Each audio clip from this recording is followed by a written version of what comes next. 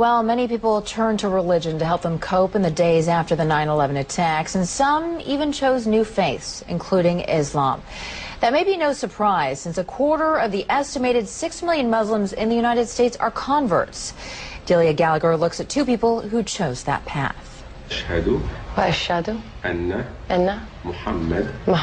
Allison Poole says this phrase 3 times in Arabic and then in English. There is no God but God. And I bear witness. That Muhammad is the messenger of God. Is the messenger of God.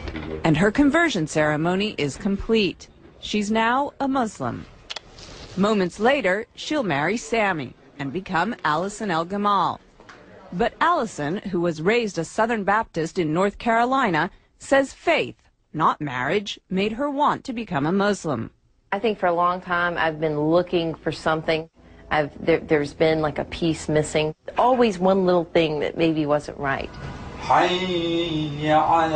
a ceremony marking the Muslim holy month of Ramadan, she explained why Islam appeals to her.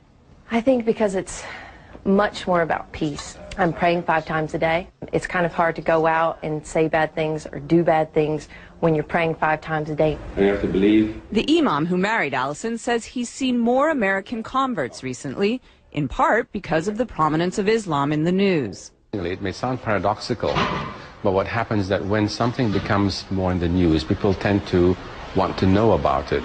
Allison says she was already on a spiritual quest when she began to hear a lot about Islam post 9/11. Barbara Cardebuke, another recent Muslim convert, says 9/11 also played a part in her conversion. After 9/11, I thought this is the time when people really have to start looking for real answers to get away from everybody fighting back and war. You have to start looking towards God. Barbara says through Islam she found a one-on-one relationship with God she was unable to find as a Roman Catholic. I always felt when you go to church you're praying to Jesus or you're doing Hail Marys. I used to think, well, where's God? She says her family has been mostly supportive of her conversion.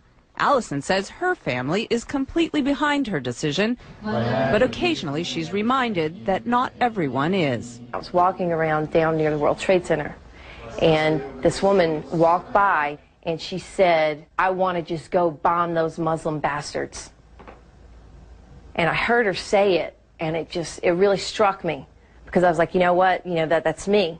This is something that's brought me a peace that I've never known.